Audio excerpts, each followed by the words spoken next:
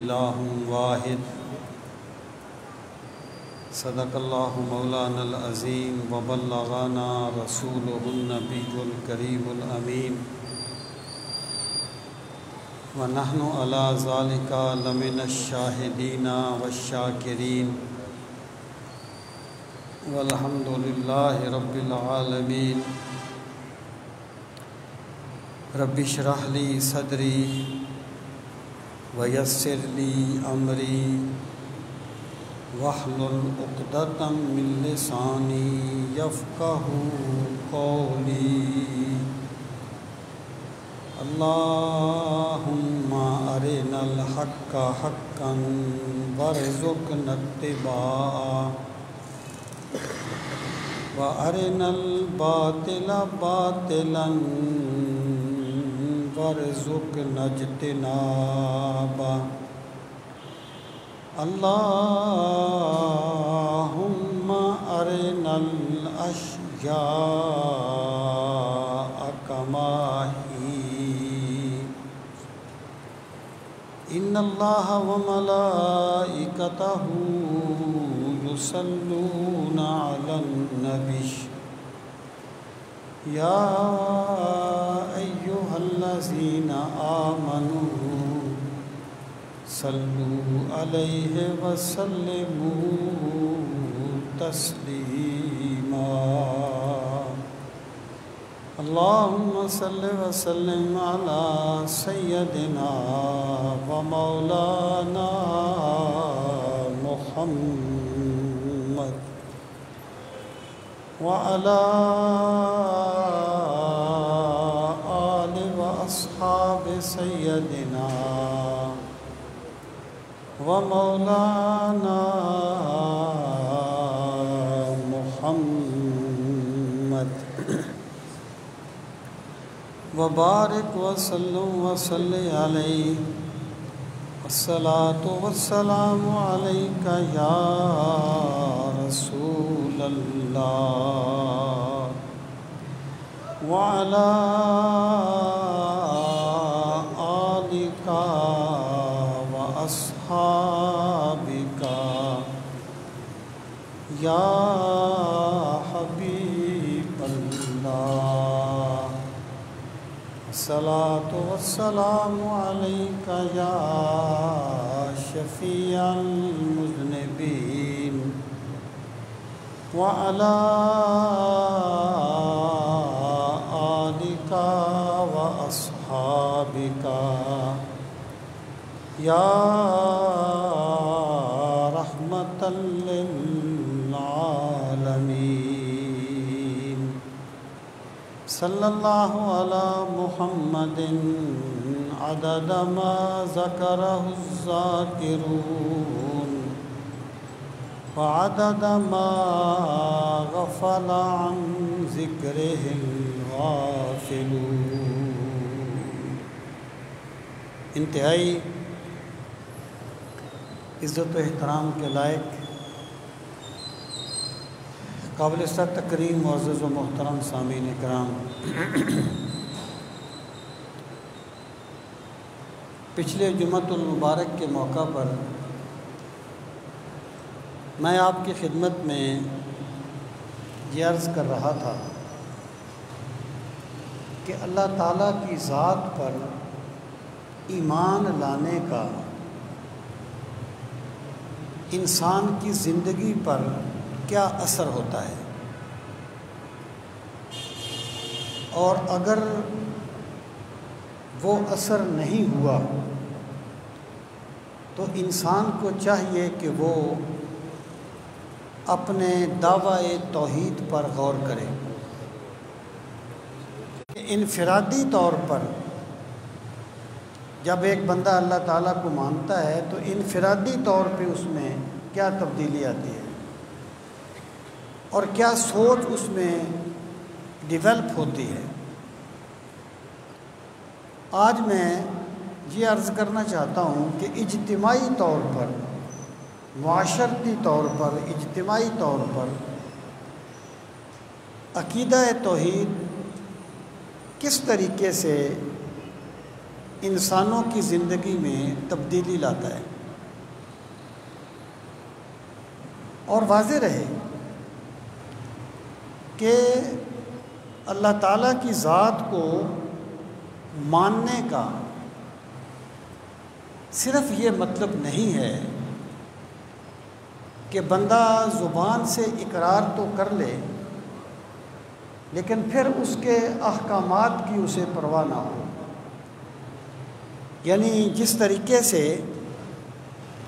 ایک بندے نے جب مان لیا کہ یہ زہر ہے تو وہ کبھی بھی اسے کھائے گا نہیں.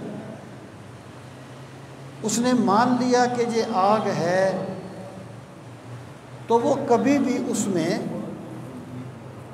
اپنا ہاتھ نہیں ڈالے گا کیونکہ اسے پتہ ہے کہ آگ مجھے جلا دے گی اور زہر مجھے مار دے گا. سامعین محترم، اسی طریقے سے جب ایک بندہ اللہ تعالیٰ کی ذات پر ایمان لے آتا ہے،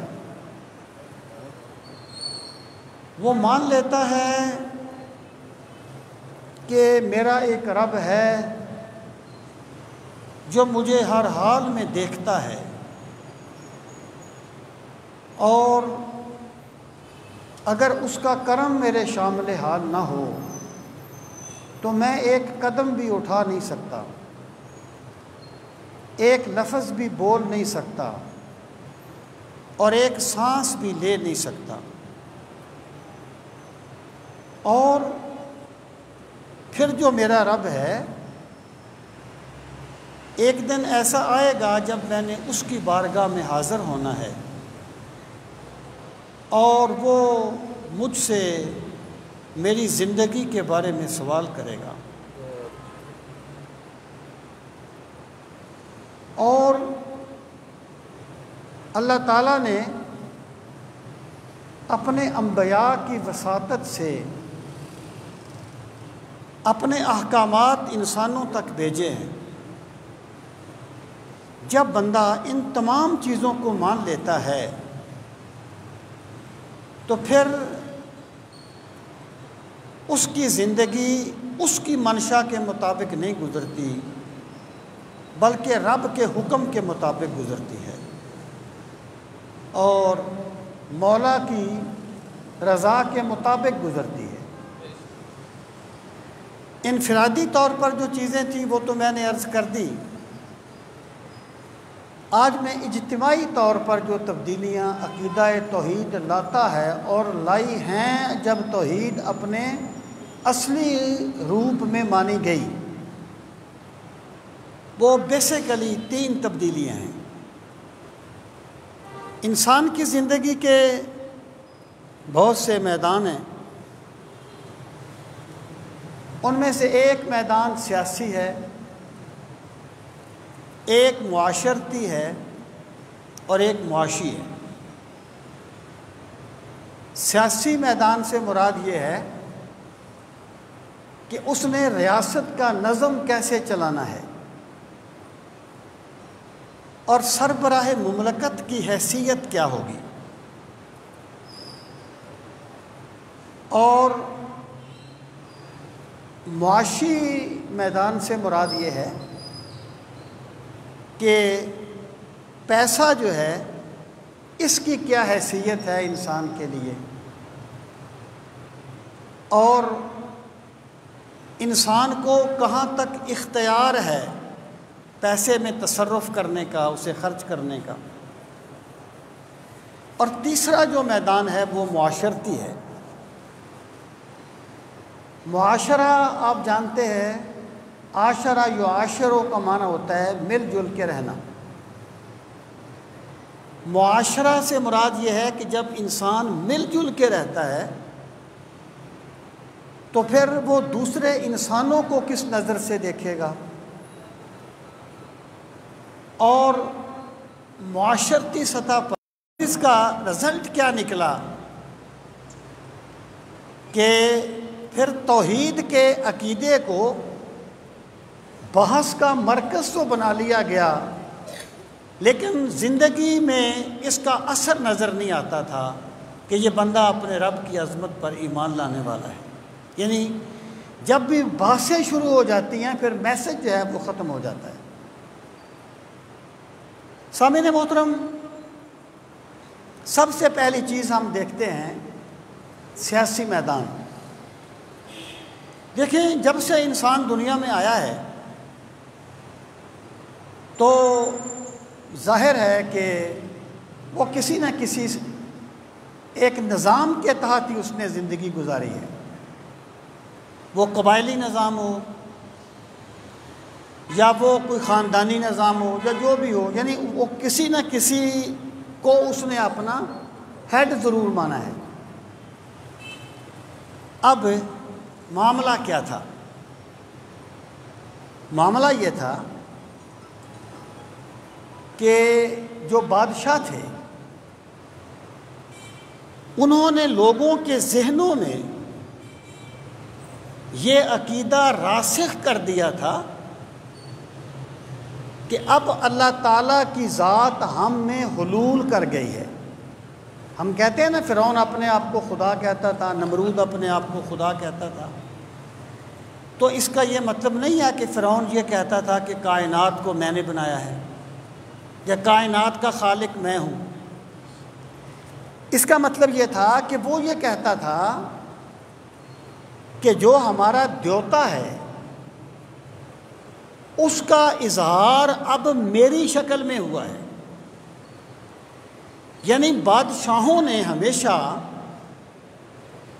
اپنے اقتدار کو دوام بخشنے کے لیے مذہب کا سہارا لیا ہے.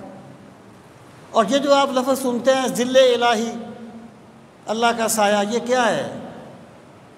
یہ بادشاہ ظل الہی ہے جنہیں نماز پڑھنے کی توفیق نہیں تھی. یہ بادشاہ ظل الہی ہیں جو اپنے مفاد کے لیے اپنے باپ کو بھی قتل کر دیتے تھے؟ نہیں. مذہب کو ہمیشہ لوگوں نے اپنے مادی مفادات کے حصول کا ذریعہ بنایا ہے.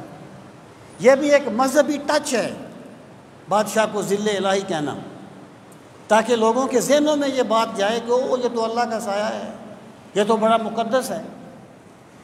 یہ وہ چیز تھی جو لوگوں نے، بادشاہوں نے لوگوں کے ذہنوں میں بٹھا دی تھی. اب سامعین محترم، جب یہ بات لوگوں کے ذہنوں میں بٹھا دی جائے کہ ہمارا جو بادشاہ ہے دراصل یہ خدا کا ظہور ہو گیا ہے بادشاہ کے روپ میں، تو پھر بادشاہ جو ہے وہ کسی قانون کا پابند تو نہیں ہو سکتا، پھر وہ کسی قاعدے کی پابندی کرنے کا تو پابند نہیں ہے، وہ جو چاہے گا کرے گا. یہی وجہ تھی کہ آپ جب اسلام نے توحید کا علم بلند کیا، اس وقت کہ آپ دنیا کو دیکھیں جو منظم ریاستیں تھیں، روم کی ہو، ایران کی ہو، یہ جو چیزیں تھیں، یہ جو ایسی تہذیبیں تھیں، تو بادشاہ کے بارے میں یہ بات راسخ کر دی گئی تھی کہ بادشاہ کسی قانون کا پابند نہیں ہوتا، بلکہ قانون وہ ہوتا ہے جو بادشاہ کہتا ہے. یعنی قانون وہ ہے جو بادشاہ نے کہا، بادشاہ کسی قانون کا پابند نہیں ہے. بادشاہ نے کہا اس کو گولی مار دو، تلوار مار دو تو مار دو، بادشاہ نے جو کہا ہے. وہ کیا ہے کہ لگا کے آگ شہر کو، یہ بادشاہ نے کہا، لگا کے آگ شہر کو، یہ بادشاہ نے کہا، اٹھا ہے آج تماشے کا دل میں شوق بہت، تو جھکا کے سر سب شاہ پرست کہنے لگے، حضور شوق سلامت رہے شہر اور بہت. یعنی اگر بادشاہ نے کسی بستی کو بھی آگ لگا دی نا تو کوئی نہیں کہتا تھا تم نے غلط کیا ہے، وہ کہتے تھے بادشاہ نے کہا ہے، بس لوگ تو آتے جاتے رہتے ہیں دنیا میں، گھر تو بنتے اجڑتے رہتے ہیں، تو کیا ہو گیا. یعنی یہ وہ سیاسی میدان میں بادشاہوں کا جبر تھا جو دنیا پر ایک تقدس کے رنگ میں نافذ کر دیا گیا تھا، شاہی جبر۔ وہ آپ کو جملہ میں نے کئی بار سنایا کہ جب حضرت عامر رضی اللہ تعالیٰ عنہ گئے نا شاہ ایران کے دربار میں، سفیر بن کے گئے، انہوں نے بلایا تھا، بادشاہ نے بلایا تھا، تو وہ گئے۔ بادشاہ اپنے دربار میں بیٹھا ہے، تخت پر بیٹھا ہے، سونے کا تاج اوپر لٹک رہا ہے، یہ محمد عربی کی زلفوں کا قیدی اور سرکار مدینہ کا غلام، کوئی مرعوب نہیں ہوئے، تخت سکندری پر وہ تھوکتے نہیں ہیں، بستر لگا ہوا ہے جن کا تیری گلی میں۔ جو رب کے در کے فقیر ہو جاتے ہیں نا، پھر شاہوں کا جلال انہیں کچھ ان کی طبیعت پہ اثر نہیں ڈالتا۔ تو حضرت عامر چلے گئے اور قالین بچھے ہوئے تھے، وہ اپنا گھوڑا لے کے آگے چلے گئے۔ درباریوں نے کہا یہ درباری بادشاہوں سے بھی بڑے وفادار ہوتے ہیں، بادشاہوں سے بھی آگے ہوتے ہیں باتیں کرنے میں۔ کہنے لگے ہو کیا کر رہے ہو؟ شاہی آداب کو ملوز خاطر رکھو۔ انہوں نے کہا خود نہیں آیا، تمہارے بادشاہ نے بلایا ہے تو آیا ہوں، اگر کہتے ہو تو آتا ہوں ورنہ واپس چلا جاتا ہوں۔ بادشاہ نے کہا آنے دو۔ بادشاہ نے پوچھا آخر تم لوگ چاہتے کیا ہو؟ تمہارا مقصد کیا ہے؟ انہوں نے کہا ہمیں ہمارے نبی صلی اللہ علیہ وسلم نے ایک بات بتائی ہے کہ مسلمانوں تمہاری زندگی کا مقصد یہ ہے کہ تم نے لوگوں کو بادشاہوں کی غلامی سے نکال کر اللہ کی بندگی کے دائرہ میں داخل کرنا ہے۔ ہم بادشاہوں کا جبر ختم کرنے کے لیے اٹھے، اور یہ جو اسلام کا جہاد تھا نا، اس پر بڑی باتیں مستشرق کرتے رہے اور کرتے رہیں گے، لیکن سچ یہ ہے کہ اسلامی جہاد نے بادشاہوں کے جبر کو توڑا ہے اور لوگوں کو بندوں کی غلامی سے نکالا ہے۔ یہی وجہ ہے جب مسلمانوں نے ایک علاقہ فتح کر لیا تھا اور پھر بعد میں جنگ یرموک شروع ہوئی، عہد فاروقی رضی اللہ تعالیٰ عنہ کا عہد فاروقی تھا، تو جب فوج کو وہاں پر لے جانا پڑا تو حضرت عمر فاروق رضی اللہ تعالیٰ عنہ نے فرمایا کہ یہ جن سے ہم نے جزیہ لیا تھا نا، ہم تمہاری حفاظت کریں گے، ان کو جزیہ واپس کر دو۔ انہیں کہو ہم تمہاری حفاظت نہیں کر سکتے، ہمیں اور جگہ پہ جانا پڑ گیا۔ تو جب وہ، یعنی آسان لفظوں میں آپ سمجھیے کہ وہ مسلمان، ان کا جزیہ واپس کرنے کا مقصد یہ تھا کہ ہم اپنی فتح یہاں سے ختم کر رہے ہیں، تم پہلے کی طرح آزاد ہو رہے ہو۔ لیکن جب وہ انہیں جزیہ واپس کرتے تھے نا، وہ عیسائی رو رہے تھے، کہتے تھے اللہ کی قسم تم ہمارے لیے رحمت کے فرشتے ثابت ہوئے ہو، اور ہم دعا کرتے ہیں کہ تم دوبارہ آ کے ہمیں فتح کر لو۔ اس کا سبب اسلام کی محبت نہیں، بادشاہوں کے جبر سے نفرت تھی جو اسلام نے ختم کیا تھا، اسلام کے جہاد نے ختم کیا تھا۔ سامعین محترم، اسلام جو ہے نا، اس نے جو نظام کائنات کو دیا ہے، میں کہتا ہوں جس بندے نے کلمہ نہیں بھی پڑھا، اسلام کا فیض اس کو بھی ملا ہے، ورنہ آج تک لوگ بادشاہوں کی غلامی میں ہوتے اور آج تک عورت کو پاؤں کی جوتی سمجھا جا رہا ہوتا، اور آج تک حریت فکر پہ قیدیں اور زنجیریں پڑی ہوئی ہوتی۔ یہ اسلام ہے، جس میں کوئی مانے یا نہ مانے، لیکن اسلام نے دنیا کو حریت فکر کا درس دیا ہے، اسلام نے بادشاہوں کے جبر سے ختم کیا ہے۔ سامعین محترم، اب آپ دیکھیں سیاسی میدان میں عقیدہ توحید کیا کرتا ہے۔ میں پھر کہہ رہا ہوں، اسلام صرف عبادات کرنے کا نام نہیں ہے، اسلام اپنی پوری زندگی کو اپنے مولا کے سامنے جھکا دینے کا نام ہے، اور پوری زندگی میں ایک چینج لاتا ہے۔ اسلام نے کیا کیا؟ لفظ بدل دیا۔ ایک بات یاد رکھنا، لفظوں کی بڑی طاقت ہوتی ہے۔ یعنی جب ایک بندہ ایک ایسا لفظ بولتا ہے جس سے محبت ٹپکتی ہے تو اثرات اور ہوتے ہیں، اور ایسا لفظ بولے جس سے نفرت ٹپکتی ہے تو اثرات دوسرے ہوتے ہیں۔ اور اسلام نے جو لفظ استعمال کیا اس کی پوری ایک فلسفی ہے۔ اسلام نے کہا سربراہ مملکت بادشاہ نہیں ہوگا، خلیفہ ہوگا۔ سربراہ مملکت بادشاہ نہیں، ملک نہیں، ملک اللہ کی ذات ہے۔ اللہم مالک الملک، مالک اللہ ہے۔ جو ریاست کا سربراہ ہوگا وہ خلیفہ ہوگا۔ اس نے پورا فلسفہ تبدیل کر دیا بادشاہی کا۔ کیسے؟ بادشاہ کا مطلب کیا ہے کہ میں مالک ہوں، میں مالک ہوں، میں ملک ہوں۔ اور خلیفہ کا مطلب کیا ہے کہ مالک میں نہیں ہوں، مالک اللہ ہے، حکم میرا نہیں، حکم اللہ کا ہے۔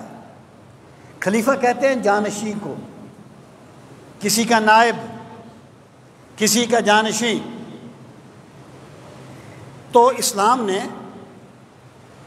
جب یعنی ملوکیت کی جگہ یا ملک کی جگہ خلیفہ کا تصور دیا تو اس کا مطلب یہ ہو گیا کہ سربراہ مملکت بھی قانون سے آزاد نہیں ہے،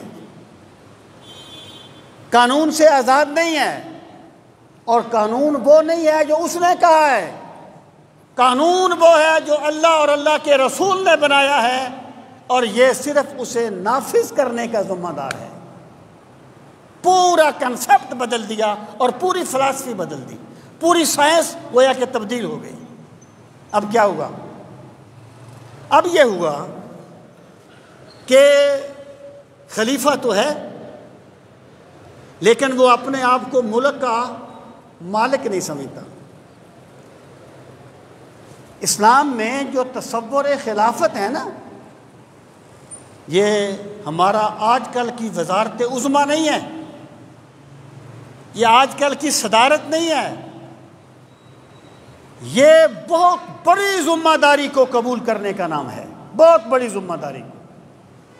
گویا جو خلیفہ ہوتا ہے وہ یہ ذمہ داری اٹھاتا ہے کہ میں اس سرزمین پر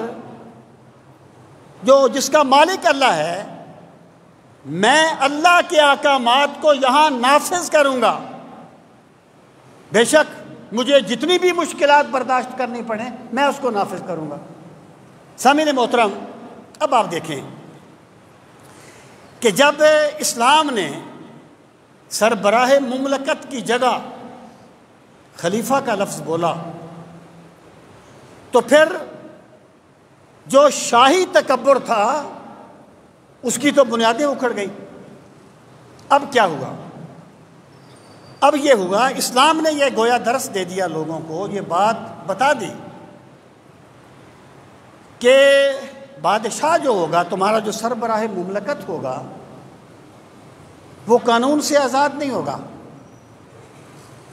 جیسے ایک عام بندہ قانون کا پابند ہے ویسے بادشاہ بھی قانون کا پابند ہوگا، اور صرف کہنے کی حد تک نہیں۔ رسول کریم صلی اللہ تعالی علیہ وآلہ وسلم کی ذات گرامی، حالانکہ خلیفہ نہیں، آپ تو اللہ کے پیغمبر ہیں، اسلام کا پہلا خلیفہ تو ابو بکر صدیق ہیں رضی اللہ تعالیٰ،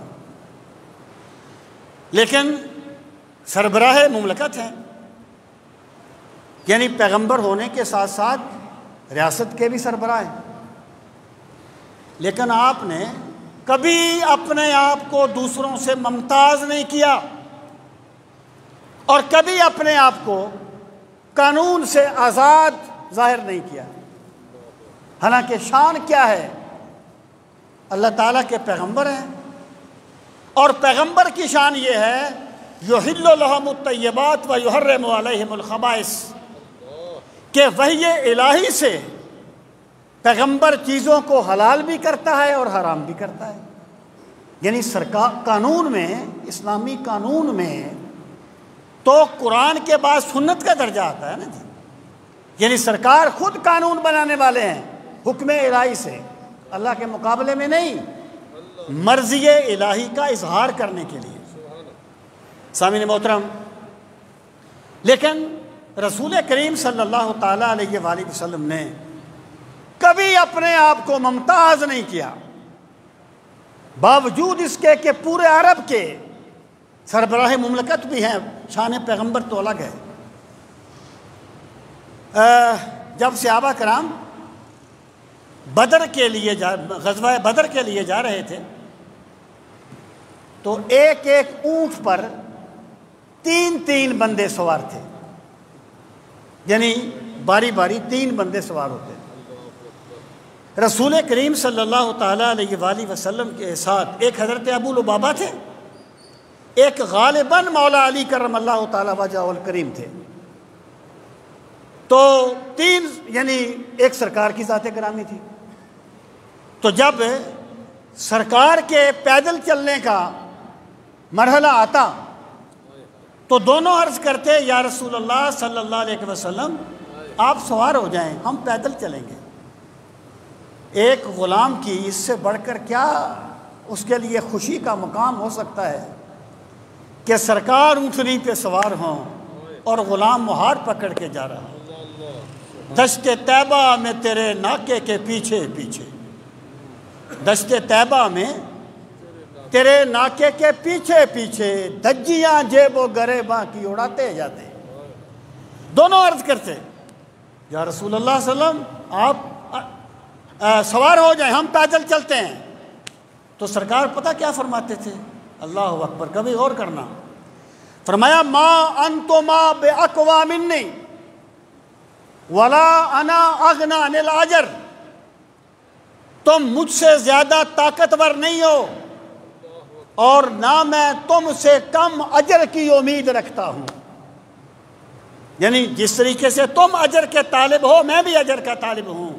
یہ ہے شان عبدیت، یہ ہے پیغمبروں کے پیغمبر کی شان۔ اپنے آپ کو ممتاز نہیں کیا۔ جب ایک مرتبہ صحابہ کرام گئے نا، کسی سفر میں تھے تو کھانا تیار کرنے کا وقت آیا تو کسی نے کہا کہ میں بکری ذبح کروں گا، کسی نے کہا میں آٹا گوندوں گا۔ رسول کریم علیہ الصلوۃ والسلام نے فرمایا میں جنگل سے لکڑیاں اکٹھی کر کے لاؤں گا۔ صحابہ کرام نے عرض کیا یا رسول اللہ صلی اللہ علیہ وسلم ہم جو حاضر ہیں آپ کے غلام، ہم جو آپ کے غلام حاضر ہیں۔ تو سرکار فرماتے تھے اللہ تعالیٰ اس بندے کو ناپسند کرتا ہے جو اپنے ساتھیوں میں ممتاز ہو کے رہنا چاہتا ہے۔ یہ ہے وہ کنسپٹ جو اسلام نے دیا تھا۔ اور غزوہ بدر کے موقع پہ جب رسول کریم صلی اللہ تعالیٰ علیہ وآلہ وسلم صفیں درست کر رہے تھے، ایک صحابی تھے حضرت سواد رضی اللہ تعالیٰ عنہ، وہ ذرا صف سے آگے نکل کے کھڑے تھے۔ سرکار کے ہاتھ میں ایک چھڑی مبارک تھی، اس کو اس طریقے سے ٹہوکا دیا اور فرمایا استوے یا سواد، سواد برابر ہو جا۔ حضرت سواد نے عرض کیا یا رسول اللہ صلی اللہ علیہ وسلم اللہ پاک نے آپ کو عدل کرنے والا بنا کے بھیجا ہے اور آپ نے مجھے چھڑی سے ٹہوکا دیا ہے، میں بدلہ لینا چاہتا ہوں۔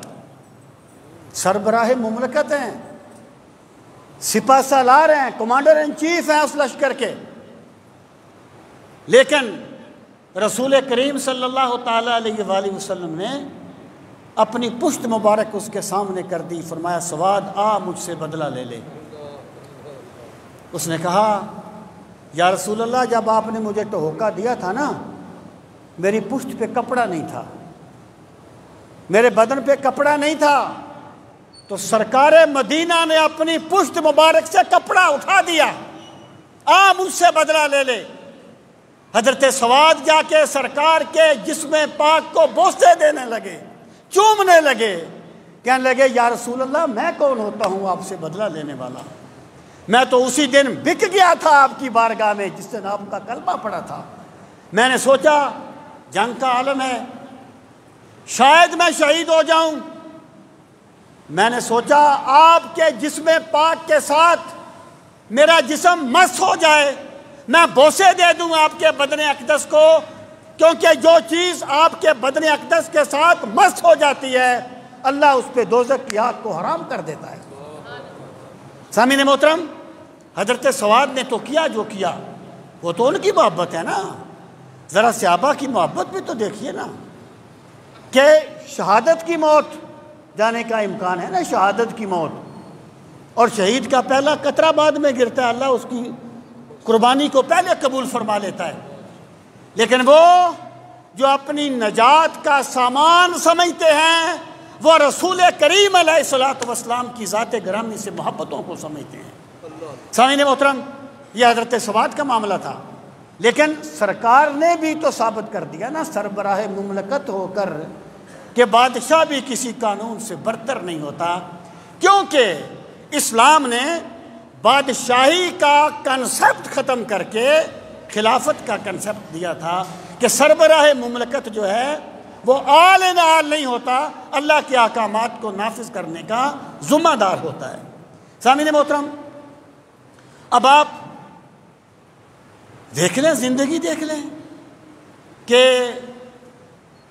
سیدنا علی المرتضیٰ رضی اللہ تعالیٰ عنہ امیر المومنین ہیں، اور اس کے باوجود وہ بیت المال میں کسی قسم کا اپنی ذات کے لیے تصرف کرنا جائز نہیں سمجھتے، یہاں تک کہ جب جو خازن تھا اس نے آپ کی ایک عزیز بچی کو انگوٹھی دے دی عید پر پہننے کے لیے، ان کا کیا ہے، امیر المومنین کی عزیز ہیں، انگوٹھی دیتا ہوں واپس کر دے گی، تو مولا علی نے اس کو بلا لیا، آپ نے فرمایا جو انگوٹھی تم نے میری عزیزہ کو دی ہے کیا سب مسلمان کی بچیوں کو دی ہے؟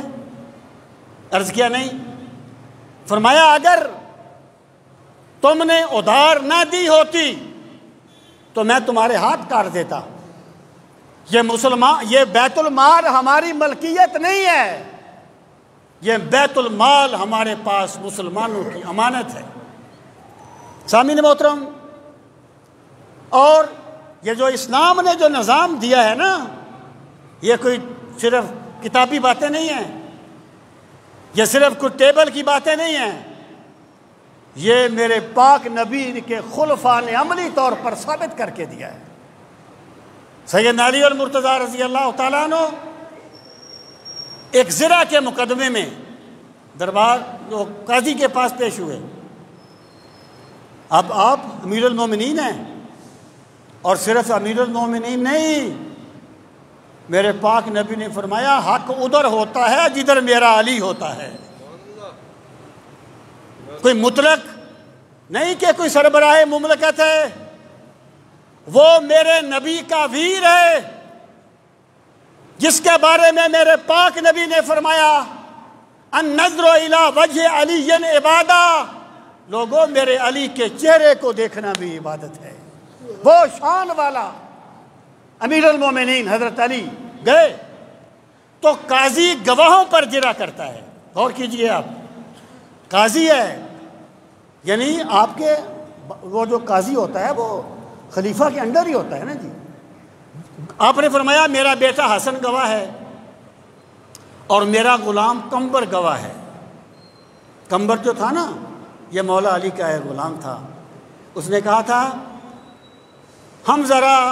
ہم در مولا علی پر دیر سے پہنچے امیر، ایک منصب تھا غلامی کا وہ کمبر لے گیا، ہم در مولا علی پہ دیر سے پہنچے امیر بنائی ہم درے مولا علی پہ دیر سے پہنچے امیر، ایک منصب تھا غلامی کا وہ کمبر لے گیا۔ یہ کمبر ہے جس کے بارے میں اقبال نے کہا تھا قطرہ آب وضو کمبر بہتر از صد ناب خون کیسرے، کہ کمبر جو وضو کرتا ہے نا، اس کے وضو کے پانی کا قطرہ بادشاہوں کے خون سے بہتر ہے، کیونکہ کمبر مولا علی کا غلام ہے۔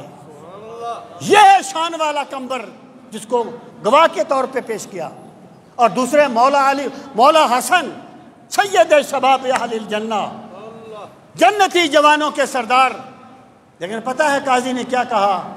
قاضی کہتا ہے امیر المومنین، ایک آپ کا بیٹا ہے اور اسلامی قانون کے مطابق بیٹے کی گواہی باپ کے حق میں مانی نہیں جاتی، اور دوسرا آپ کا غلام ہے، اور غلام کی گواہی بھی باپ کے حق میں مانی، وہ آقا کے حق میں مانی نہیں جاتی۔ مولا علی نے اس کو ناپسند نہیں کیا۔ جو بندہ خود قانون کا رکھوالا ہوتا ہے نا، وہ قانون نافذ کرنے والے کی قدر کرتا ہے، بے شک وہ اسے ہی کیوں نہ روک لے۔ مولا علی نے فرمایا ٹھیک ہے، میرے گواہ تم نے نہیں مانے، اس کو دے دو۔ جب اس کو زرہ دی نا، یہودی تھا، کہنے لگا اللہ کی قسم اسی عدل کے صدقے میں تو زمین و آسمان قائم ہے۔ کہنے لگا اللہ کی قسم زرہ میری نہیں ہے، زرہ مولا علی کی ہے، لیکن جو اسلام انسانوں کے حقوق کا اتنا تحفظ کرتا ہے، میں بھی اس اسلام کو قبول کرنے کا اعلان کرتا ہوں۔ سامعین محترم، بے شمار ایسی مثالیں ہیں۔ میں صرف یہ عرض کرنا چاہتا ہوں کہ سیاسی میدان میں اسلام نے ملک کی جگہ خلافت کا تصور دیا اور خلافت کا نظام قائم کیا۔ خلافت کیا ہے؟ کہ بادشاہ آل نال نہیں ہے۔ امیر المومنین حضرت عمر کو زخم لگ گئے، وہ ابو لولو فیروز بدبخت نے حملہ کیا، طبیب نے کہا خالص شہد چاہیے، فرمایا جو شہد ہے وہ بیت المال میں ہے، اور بیت المال میری ملکیت نہیں ہے، یہ سارے مسلمانوں کی ملکیت ہے۔ ہاں، پھر لوگوں سے پوچھا اگر تم اجازت دو تو میں اپنی ضرورت کے لیے اتنا سا شہد دے لوں۔ یہ ہے وہ اسلام کا نظام خلافت جو اسلام نے دیا تھا۔ تو سیاسی میدان میں بادشاہی کو ختم کر کے خلافت کا نظام دیا، اور خلافت کے نظام میں دنیا کی بہتری ہے۔ اب آ جائیں، اگلا میدان ہے معاشی۔ معاشی میدان کیا ہے؟ معاش، معیشت یا اکنامکس۔ اسلام یہ کہتا ہے کہ بندے کے پاس جو پیسہ ہے، جو کچھ بھی ہے، بندہ اس کا مالک نہیں ہے، مالک اللہ کی ذات ہے۔ یعنی ایک امیر بندہ جب اس میں تکبر آتا ہے، کیوں آتا ہے؟ تکبر اس وقت آتا ہے جب وہ سمجھتا ہے کہ میرے پاس یہ کچھ ہے، میرا ہے۔ تکبر تب آتا ہے۔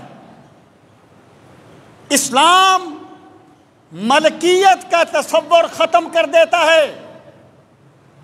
شاخ گل پہ آشیانہ کب تیری جاگیر تھی، شاخ گل پہ آشیانہ کب تیری جاگیر تھی، بس غنیمت جان جتنا کہ گزارا ہو گیا۔ تم مالک نہیں ہے کسی چیز کا۔ اسلام ملکیت کے تصور کو ختم کر دیتا ہے اور امانت کا تصور دیتا ہے، امانت کو لازم کرتا ہے۔ مطلب کیا ہے کہ ایک بندے کے پاس جو کچھ بھی ہے وہ اس کا مالک نہیں ہے۔ بندہ کبھی نہ بھولے کہ میرے پاس جو کچھ بھی ہے اس کا مالک اللہ ہے۔ اور یہ بہت انقلابی چیز ہے۔ وہ جو اقبال کیا نا نظم، شیطان کی مجلس شورا، جس میں شیطان جو ہے وہ اپنے چیلوں کو کچھ باتیں بتاتا ہے، پڑھنے والی نظم ہے۔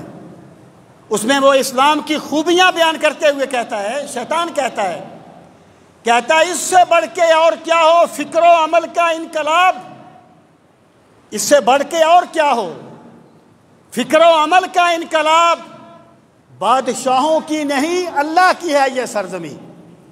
یعنی اسلام نے یہ کہا کہ زمین کا مالک بادشاہ نہیں ہے، زمین کا مالک اللہ ہے، زمین کا مالک ذمہ دار نہیں ہے، زمین کا مالک اللہ ہے۔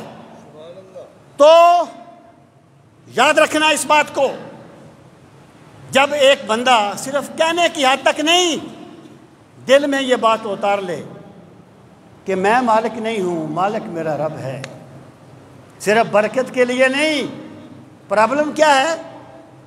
ہم توحید کو برکت کے طور پر مانتے ہیں، الا ماشاء اللہ۔ وہ ایک لطیفہ سا ہے، ایک بندہ جا رہا تھا ٹرک پہ، اس نے اوپر لکھا ہوا تھا اللہ مالک۔ آگے گیا تو آگے کوئی ایک سادہ سا بندہ کھڑا تھا، اس نے کہا یار یہ ٹرک کا مالک اللہ ہے اور میں اللہ کا بندہ ہوں، مجھے بھی اپنے ساتھ سوار کر لو، اگلے چوک پہ اتار دینا۔ اس نے کہا بات سن، ٹرک کا مالک میں ہوں، اللہ کا نام میں نے برکت کے لیے لکھا ہوا ہے، اللہ کا نام برکت کے لیے نہیں ملکیت کے لیے لکھو۔ ہم کہتے تو ہیں کہ اولاد اللہ کی دین ہے، پیسہ اللہ کی دین ہے، اگر ہم واقعی اللہ کی دین سمجھیں تو ہمارا سر کبھی سجدے سے اٹھے نہیں، ہم میں تکبر نہ آئے، سرکشی نہ آئے۔ تو سامعین محترم، معیشت کے میدان میں اسلام نے ملکیت کے تصور کو ختم کر دیا، امانت کا کنسپٹ دے دیا۔ اب جب امانت کا کنسپٹ آیا تو پھر بندے کا تکبر بھی ختم ہو جاتا ہے، بندے کی حوث بھی ختم ہو جاتی ہے۔ دیکھیں اسلام میں خودکشی حرام ہے، کیوں حرام ہے؟ بندہ کہے جی میری گردن تھی میں نے کاٹ دی، حرام کیوں ہے؟ اس لیے یہ حرام ہے کہ تو اپنی جان کا مالک ہی نہیں ہے، مالک اللہ ہے۔ تو ویسے کرے گا جیسے تجھے اللہ نے اجازت دی ہے۔ کوئی بندہ کہے یہ میری انگلی ہے میں کاٹتا ہوں، تم کون ہو مجھ سے پوچھنے والے؟ تجھ سے پوچھا جائے گا، تو انگلی کا مالک نہیں ہے، مالک اللہ ہے، تیرے پاس امانت ہے۔ اور جو چیز کسی کے پاس امانت ہوتی ہے اس میں ویسے ہی تصرف کیا جا سکتا ہے جیسے وہ چاہتا ہے جس نے وہ چیز اس کے پاس امانت رکھی ہوئی ہے۔ سامعین محترم، یہ جو امانت کا تصور ہے یہ ٹوٹلی طور پر بندے کی سوچ کو بدل دیتا ہے، اور بندہ یہ سمجھتا ہے کہ میرا کچھ نہیں، سب کچھ میرے رب کا ہے، میرے پاس امانت ہے۔ پھر کیا ہوتا ہے؟ اس کے پھر آگے بڑے اثرات ہوتے ہیں۔ جب بندے نے سمجھ لیا، زندگی میں کبھی ایسا ہوتا ہے اللہ تعالیٰ سب پر اپنا کرم فرمائے، سب کے حالات کو بہت اچھا رکھے، لیکن کبھی کوئی چیز ہوتی ہے اسے دینی پڑ جاتی ہے، زندگی میں ایسے معاملے آ جاتے ہیں۔ اگر بندہ یہ سمجھے کہ یہ چیز پہلے میرے پاس تھی اب کیوں نہیں، تو چیز تو واپس نہیں آئے گی، وہ ٹینشن میں رہے گا۔ اگر وہ یہ سمجھے میری تھی نہیں اللہ کی تھی، اس نے دی اسی نے لے لی، تو پھر بندے کو اس دنیا بھی ایک جنت کا مزہ مل جاتا ہے اس جنت سے پہلے۔ یہ معیشت کا جتنا بھی آپ اس پہ غور کریں گے پوری دنیا آپ پر کھلے گی۔ اور تیسرا میدان ہے معاشرتی۔ اسلام نے معاشرتی میدان میں کیا کیا؟ بڑا انسانیت پہ بڑا احسان کیا۔ کوئی اسلام کو مانے یا نہ مانے، لیکن اسلام کے احسان اس پر بھی ہیں۔ انسان کی فلاح و بہبود کے لیے اور انسانی معاشروں کی بہتری کے لیے جو کچھ میرے پاک نبی نے خطبہ حجۃ الوداع کے موقع پر بیان فرما دیا تھا، قیامت تک کوئی بندہ اس سے آگے ایک قدم بھی سوچ نہیں سکتا۔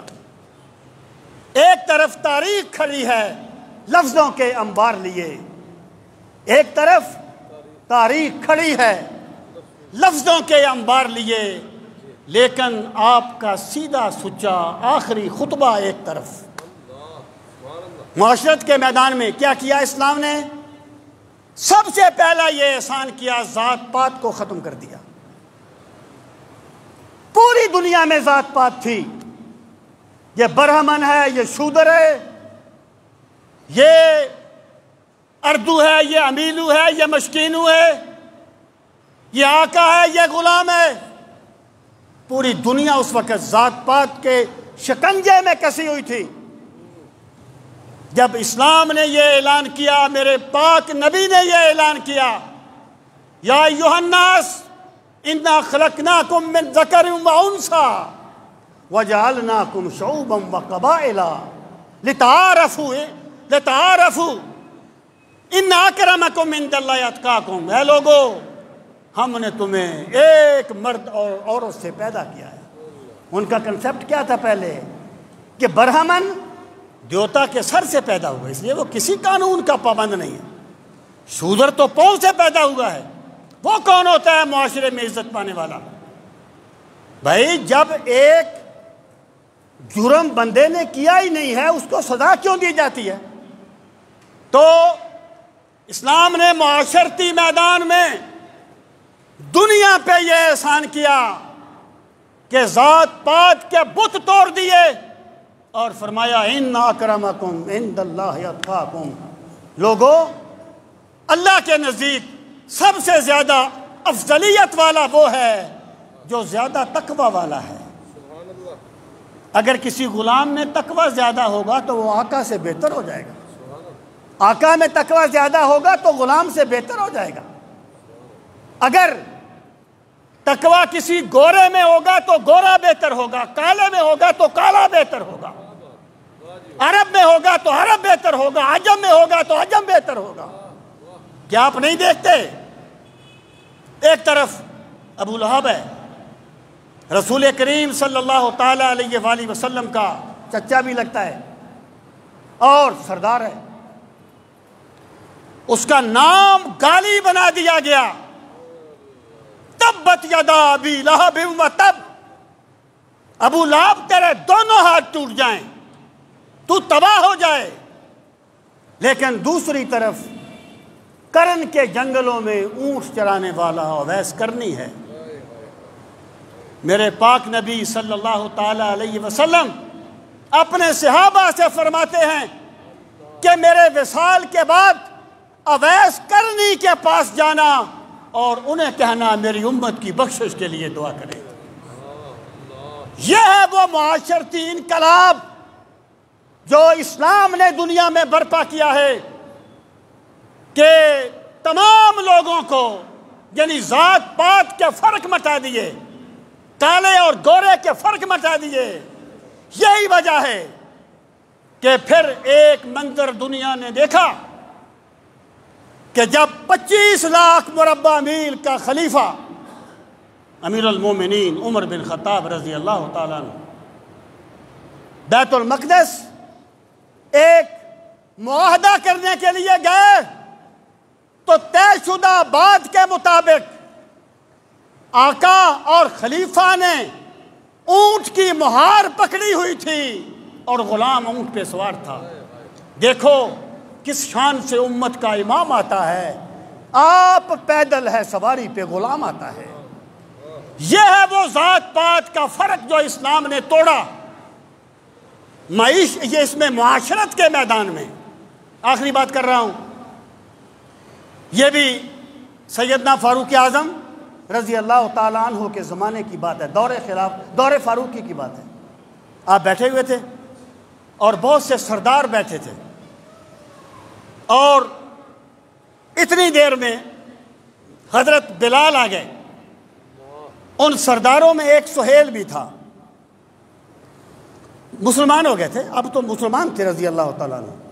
لیکن یہ وہی سہیل ہے جو صلح حدیبیہ کے موقع پر قریش کی طرف سے سفیر بن کے گیا تھا اور بڑا ذہین آدمی تھا۔ تو جب حضرت بلال آئے نا تو سیدنا فاروق اعظم نے فرمایا ہونا کا یا سہیل، سہیل ذرا پیچھے ہو جا۔ غلام کو آگے بٹھا لیا، سردار کو پیچھے کر دیا۔